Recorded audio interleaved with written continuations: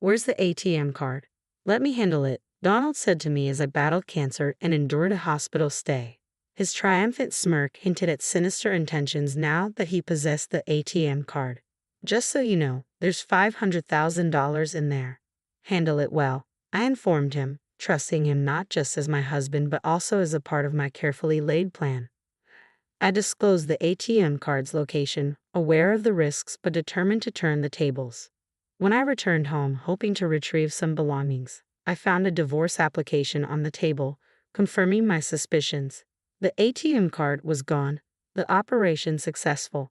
To anyone else, it might have seemed like a hopeless situation, but for me, it was just the beginning of my revenge. I'm Emily, a housewife in my 40s. Initially, Donald and I had a problem-free marriage, but it all soared due to Donald's true nature. A deception that started 2 months into our marriage. He masqueraded as a kind, caring husband but revealed a belief that a wife must always prioritize her husband, underpinning his terrible personality. Donald constantly subjected me to harsh words, believing a wife should be subordinate. You should always listen to what your husband says, was his mantra. Failure to fulfill his whims would prompt cruel remarks like, "Aren't you capable of listening to your husband?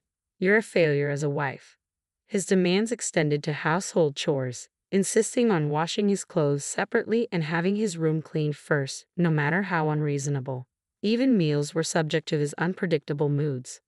A wife's job is to serve what her husband wants to eat, he'd say, rejecting even his favorite dishes if they didn't suit his fancy. It was unreasonable, yes. I am Donald's wife, but that doesn't make me omniscient or capable of reading his mind. If he didn't want to eat something because he wasn't in the mood, he could have simply told me beforehand what he wanted. But Donald never did that, making it increasingly difficult to cater to his whims. I was honestly fed up with his childlike tantrums. It became unbearable. Yet I knew I couldn't ignore his demands completely because each mistake I made worsened the atmosphere at home and further deteriorated our relationship. Living under such forced conditions was taking its toll. While doing household chores, I lost consciousness, collapsing with a loud noise that alerted a concerned neighbor. They contacted the building manager, who found me and called an ambulance. Taken to the hospital and regaining consciousness, I was immediately admitted for tests. My wishful thinking, hoping they wouldn't find anything wrong, was shattered when I was diagnosed with cancer. Whether it was caused by stress or not, I experienced severe dizziness that left me unable to stand. A nurse had to support me as I sat down suddenly. The doctor advised me to contact family members. I tried reaching out to my parents' home, but my mother had passed away a few years ago, and my father needed care, living with my brother and his wife 3 hours away by plane. It was impossible for them to come quickly. I called Donald, but only reached his voicemail. Leaving a message, I realized he had turned off notifications for messages from me, likely meaning he wouldn't notice it promptly. I could have gone to retrieve my belongings myself, but the doctor advised against it, so I reluctantly gave up on that idea. Hours later, Donald finally contacted me with a brief message. "I'll come to the hospital tomorrow. Wait for me." His message lacked any concern for my condition, leaving me uncertain if he would even bring my necessities. His indifference felt like a heavy burden. Earlier, I had explicitly asked Donald to bring my belongings that day. I urgently needed a change of clothes and toiletries left at home. Despite my repeated messages, there was no response. After hours of distress, Donald finally read my messages and bluntly replied, "Shut up and be quiet."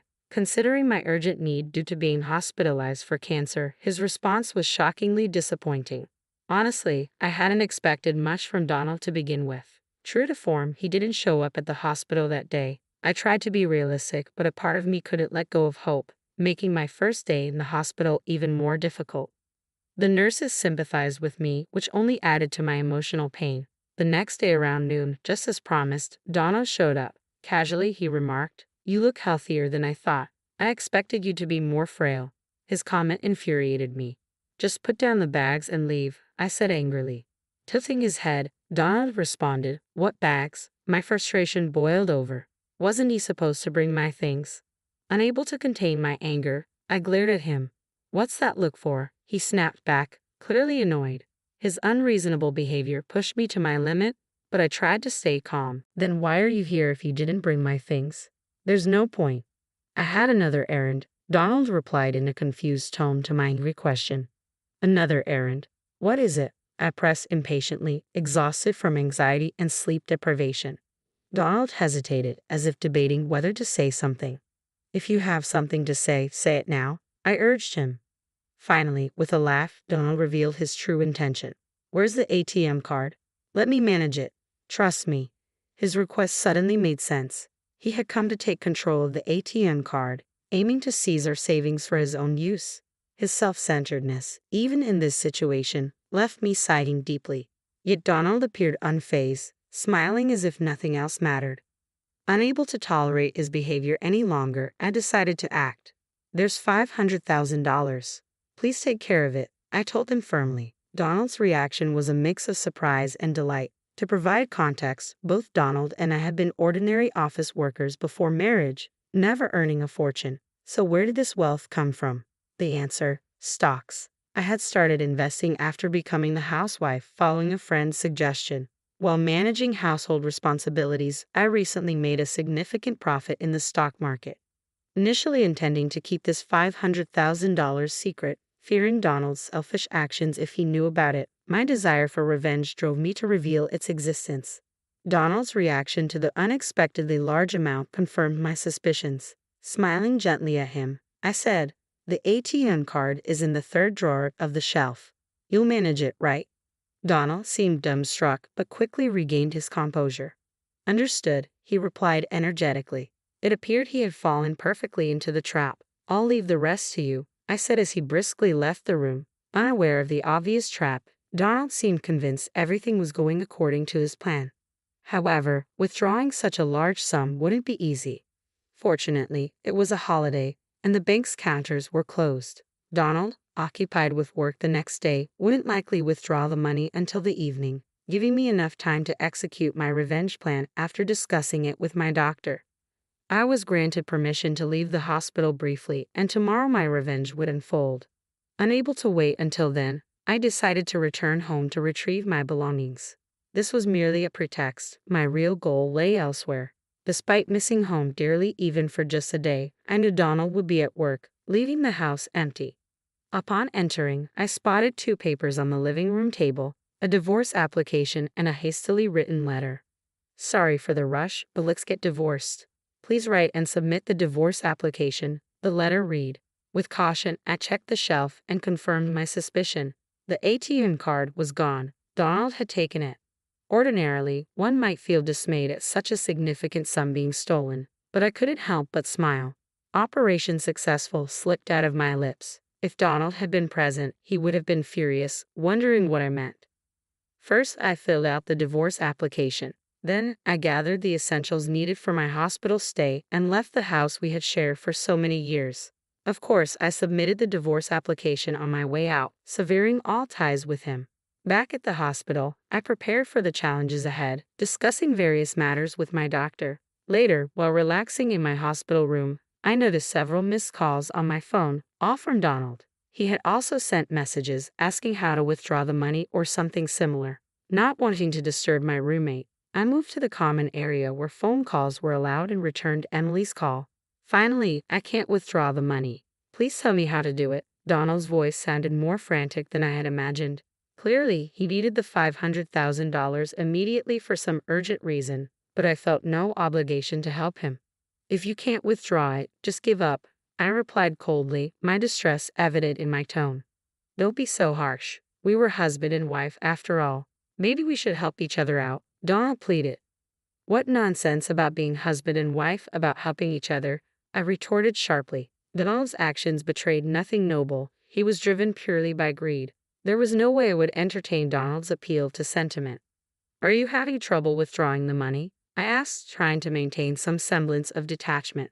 "Yes, I urgently need the $500,000. Please help me." Donald's voice trembled with desperation. It was the weakest I had ever heard him. The thought of Donald being so cornered almost made me laugh, but I decided to confront him with the harsh reality. "The method is correct, but the ATM card you have now won't work anymore," I stated bluntly. Donald's voice rose in disbelief. "What do you mean? Normally, an ATM card should work." "It's true. An ATM card should work, but the one you have is now useless," I informed him firmly. "Why?" Because I filed a theft report earlier today.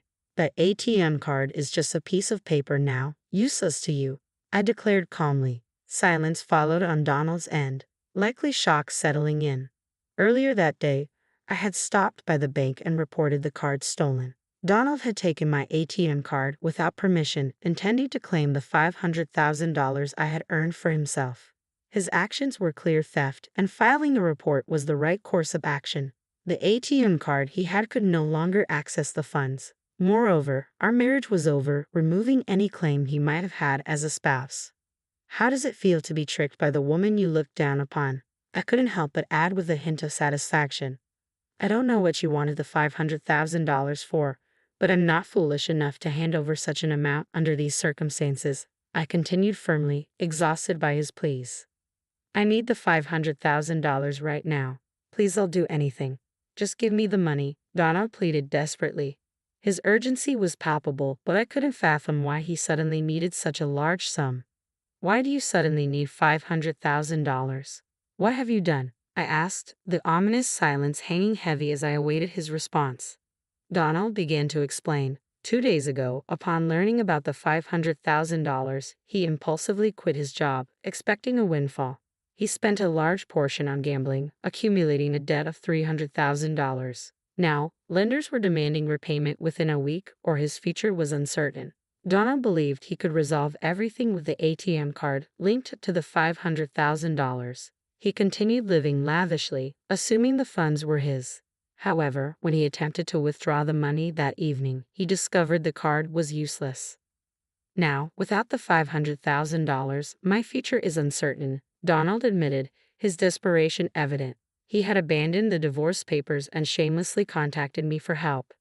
I don't know what will happen if this continues. Donald's voice trembled with panic, and it seemed there was no falsehood in his story. His reckless actions elicited a deep sigh from me. Donald had done the unthinkable. Seduced by the allure of a large sum of money, he had recklessly spent $300,000 in just a few days. The old me, who had once tolerated his terrible behavior and modestly lived with Donald, might have extended a helping hand. But now I was a different person. There was no love left for Donald, and no matter how much he begged, I felt no pity, only a faint amusement that he thought I would care. Still, Donald hadn't given up. Please help me, you're the only one I have left, he pleaded desperately. His appeals grated on my nerves. I want to rid myself of this nuisance and focus on my treatment.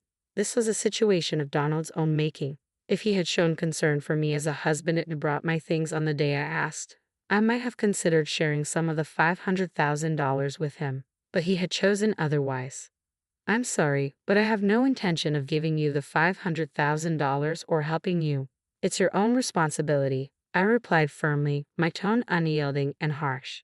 After all this time of not behaving like a husband, it's cowardly to ask for help now just because we're technically still married.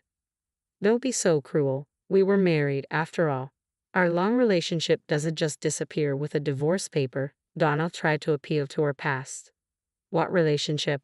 I retorted sharply. You've only leaned on me.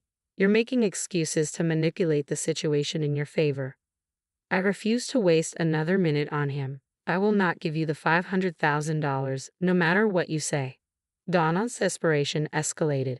Please, Emily, I'm begging you. You're the only one I can turn to. If you abandon me, I don't know what will happen to me. Donald's tone implied blame directed at me for his predicament.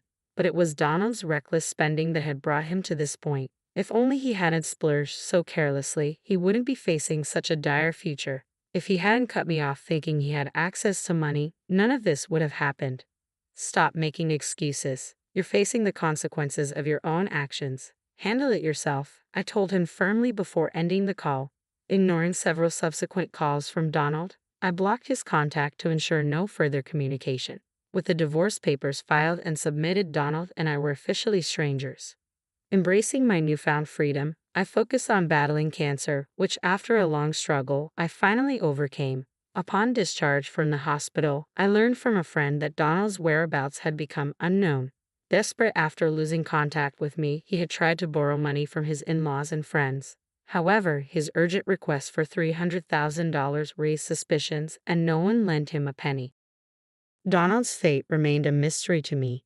but it was clear he was enduring more suffering than he could have imagined. A sense of deep satisfaction washed over me. Post-cancer, I moved out of the house I had shared with Donald, found a new home, and began working from home, relishing my independence. Thankfully, my finances were secure. Occasionally asked by friends if I would find new love, memories of my tumultuous life with Donald discouraged any thoughts of remarriage. I prefer